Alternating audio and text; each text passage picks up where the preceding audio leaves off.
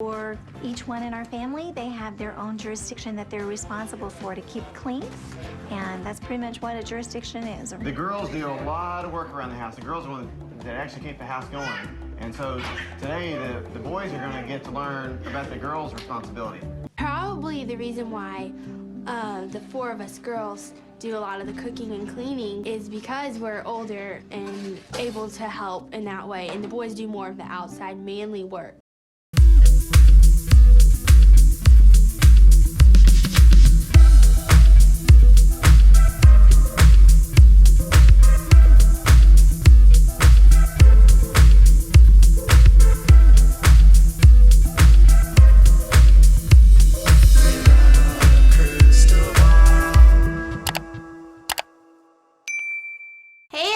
It's Katie from Without a Crystal Ball. Welcome back to my channel. I wanted to bring to you two topics, kind of meshing them together because there are two separate things that I wanted to speak about, and one of them is Duggars, and then the other one is this group that we're tracking out of California. Some of you have said like you're not super interested in this group that's in California, and I totally get it. You don't really know or aren't familiar with the players that are involved at this point, but I promise you this is a story you're going to want to get familiar with, especially if you're into this kind of coverage. This is a story that is likely to blow up a lot like what happened with Keith Raniere's group and other groups that have gotten into a lot of trouble. So I would just say, you know, it might not seem interesting, but there's going to be a lot more information coming out, and there's going to be a lot of details that as it comes out, you're going to be glad you paid attention to these videos, because right now, some of these names might not make any difference to you, but in time, I think some of these names are going to go down in infamy. And it's just an overall, like, it's a huge story, huge. So the first thing we're going to do in this video is we're going to talk about the Duggars, because why not? Some of you on my Instagram are like, oh my gosh, you don't talk about the Duggars on Instagram. On my Instagram, to be honest, it's a lot easier for me to talk about some of these other topics that are harder to bring to my YouTube channel. So I've been doing a lot of posting related to that situation over on my Instagram. And over here, I've been talking about the Duggars. But we talked yesterday about how Josh Duggar wants that delay, and I was realizing that I haven't really given you an update about other things going on with the Duggars. Last week I told you about Jill, and she wasn't feeling good. Good news is that she's doing a lot better. In fact, I actually reached out to Derek and I asked him if he and Jill were doing okay. And he did let me know that everything so far is so good, and he appreciated all the good well wishes and all the good thoughts. They weren't at the time totally better, but they were on the right track. So Derek and Jill are getting better. So far, baby is okay, according to Derek. Okay. Next, there's a wedding coming up. So we know that the Duggars love to try to flip things in that are distractions. We know that this would be probably the worst time to get married, because it's like going to be, I don't know, 2 weeks before sentencing. But Jeremiah is getting married to the love of his life, Hannah Wisman. So Jeremiah is the twin of Jedediah, and Jedediah is already married to Katie Nakatsu, who is pregnant with their first child. She actually announced her pregnancy so early that is anyone else like me kind of like, oh my gosh, they're still pregnant? When people end up announcing pregnancies right after they find out, it makes it seem like the pregnancy lasts a lot longer, because sometimes people don't announce it until like 18, 20 weeks. In this case, we found out, I think, around 6 weeks that she was pregnant. So Jeremiah is 23 years old, and he is about to marry Hannah Wisman, who I believe is 27, an older woman. She has been sharing all of the details about her upcoming nuptials all over her Instagram. Looks like she picked out a dress, and it looks like they used Renee's Bridal, who is the same company that did Abby's dress back when she was on Counting On, and they did the whole wedding thing where they put together a big mirror, and they did it back in that warehouse where Josh and Anna then moved into. So the same company is doing her dress. I just checked, and they did not obtain marriage licenses in Arkansas, so it sounds like this wedding is going to be going on in Nebraska. With that being said, I don't know who from the Duggar family is actually going to be in attendance for this wedding. We do know that when she had her bridal show, there was a bunch of the sibling older sisters that did not attend. So she shared a bunch of photographs from her bridal shower, and if you remember, like Jessa wasn't there, Joy wasn't there, Jana wasn't there, and Jill wasn't there. It's out of state, and it's also during a pandemic. Not that they all care about that, but I don't know if Jill and Derek will be going given what they've been dealing with. And I'd be surprised because I think one of the boys actually came down with the virus. Whether or not some of the older siblings will actually go when it's out of state will remain to be seen. This wedding overall has been kept pretty quiet on where it is and the details, but it is set for Saturday, which is on the 26th. They're not getting married on a Friday. Some of you said that a lot of times fundies don't like to get married on Saturday because they don't want to miss church in the morning, but these are people that don't stay up super late and certainly don't tip them back, if you know what I'm saying. So I don't think you have to worry about people having a little bit of a headache to go to church the next morning. So Jeremiah and Hannah's wedding is coming up, and this is one of the weirdest weddings I think we've seen because we just don't have any details, at all. Jim Bob and Michelle haven't posted about it. I've been shocked at how little Jim Bob and Michelle have said anything. So, and then some of you guys had asked about what's going on with the Metacorp situation. They are frankly over there in Ukraine. I don't know how they got in there. I don't know what they're actually doing, but I'm certain that people that are dealing with what they're dealing with in that country, the last thing they need is anyone to be recruiting them to get into a cult organization like the IBLP. Every single one of the members that is part of this group that's over there right now is part of the IBLP, is the last I checked. So I don't know, when you are dealing with a huge crisis like that, do you really want to be exploited and having people spread the gospel to you? There was some news over on Twitter that some people were getting really irritated at the missionaries that were going over there because the last thing they really wanted to be thinking about or dealing with was someone trying to get them to find Jesus when they literally are trying to make sure that they survive. There's also been some pesky rumors about Anna Duggar, and if Anna Duggar is pregnant again. I don't know what channels are spreading this kind of information. I don't know where people dig up this information, but listen, I'm going to be honest. I haven't heard anything, but this whole idea that Anna is pregnant again, she had her baby, I think in October. Josh was convicted in December, and he hasn't been home since then. So if she was pregnant, she would have gotten pregnant beforehand, and I don't see it, you guys. I know that there's everyone thinks she's going to try to get pregnant before, but she hasn't even physically seen him. She hasn't. She has not physically seen him since December.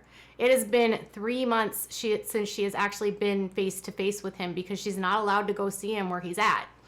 Some others of you had asked in comments yesterday where he might go because of the way that the federal government sends offenders like him. I did some looking online at the different facilities, and there's a level 2 facility for people like Josh that is in Texas. There's also a level 2 facility that handles people like Josh in Illinois, and there is a penitentiary that's in Arizona. They generally try to put people as close to the state that they live in, but they don't necessarily have to, depending on they get transferred a lot in the federal system, and it all comes down to what the capacity is. Can they take someone like him at this point? What kind of programs are offered, and what the sentencing report comes down to. So we'll learn that on April 5th. At this point, the judge has again not ruled about his delay of the delay he tried to put in into the court. The judge is still ignoring that. But others of you in the comments reminded me that now that the sentencing report is done, there's not a whole lot of debate going on. The hearing must go on. Okay. So with the Duggar distraction being the wedding, and then knowing that the Metacorp thing is happening in Ukraine, which I still can't believe, Jessa is in the process of moving. Not moving. She did a quick video on her YouTube where she let people know that they're installing cabinetry. They are still not done on this remodel of that house, the parsonage house that she's living at for church. So I don't know what is going on with her and when they're going to move in. They have literally been renovating this since last summer. It's one of the longest renovations I've ever seen happen. It shouldn't take this long to renovate a house, but they also have other things going on in their lives. So, there's that too. And then other than that, there was some stuff that happened last week that came out about the pastor that Jeremy Bolo is involved with, John MacArthur. I didn't really touch on it over here just because honestly, there was a super detailed report that was put out online. I'll put a link to this article, but it was basically just that John MacArthur protected a guy that was doing horrible things to his kids, and he shamed the woman publicly, told her that she couldn't divorce him. And that husband is now in prison for life, and he's never publicly apologized to her for the advice and what she says were years of harassment for her to publicly take him back and not divorce him, even though he did atrocious things to their children. So that's kind of what's been going on in that realm of things. Oh, and then some of you guys, I did a video yesterday and I talked about Mike Huckabee. By the way, I was not saying that Mike Huckabee is currently in a cult, but it is factual knowledge that Mike Huckabee did hang out with Bill Gothard and actually was helping Bill Gothard spread the character qualities and create character first cities. And he frequently was a part of it, and he spoke openly about doing the seminars. So you can go back in history and see that he was at one point in time involved with the IBLP. He's not anymore, but he was at one point in time. And that's really kind of how the Duggars and the Huckabees became friends, was through this organization and through politics. Okay, so now we're going to talk about something that I think is super important, and you have all been sort of lukewarm to this new topic, but I think it's a super important one to talk about because we have a unique opportunity with a story to really get in at the ground floor and make a difference by helping to spread awareness about what's happening to a group of people in California. It's really, I think, hard for some people to get invested in this story because it's with people you don't know. But if we're going to be completely honest, most of us knew nothing about half of the people that were in NXIVM, or even other groups like, Jim Jones's group, or David Koresh. There's usually not tons of celebrities in these groups. So even though you don't necessarily know who the people are, it doesn't change the fact that the stories and the information that's coming out about it is horrible. Some of you suggested that there's not kids involved. I will say, yes, there are. We just haven't gotten to that part of the story yet. But yesterday, I got notified by one of my subscribers, one of my followers on Instagram, who's got a whole page dedicated to exposing this group. They had uncovered some audio from the worship at this church. And it was really disturbing to me because there was some audio in there that I found completely horrific. The audio was just it confirmed what I was saying in all of my posts. One, they worship the guy. They literally worship this guy. We declare that the vision that you have given our pastor, the prophet of this church, the leader of the mighty nation, on our man of God right now, oh Lord, to take us in to the next level, to take us up higher. We declare increased anointing. We declare fresh revelation from. And they speak in tongues while they're worshiping him, and they believe that they are the mighty chosen people. So he's taken a passage from the book of Isaiah, I think chapter 60, verse 22, which says that there is when there's a prophecy by Isaiah that when God comes, there's going to be a mighty nation, and that little mighty nation is going to be the select that God takes to heaven when rapture happens, or when they return to the world. And he is of the belief that, one, he's a prophet. His congregation literally prays for him and calls him man of God in this audio. And then they also they say they're his sheep and they're going to be taken higher and higher. This is a cult that's preparing for doomsday. He's also got some similarities with other really bad guys.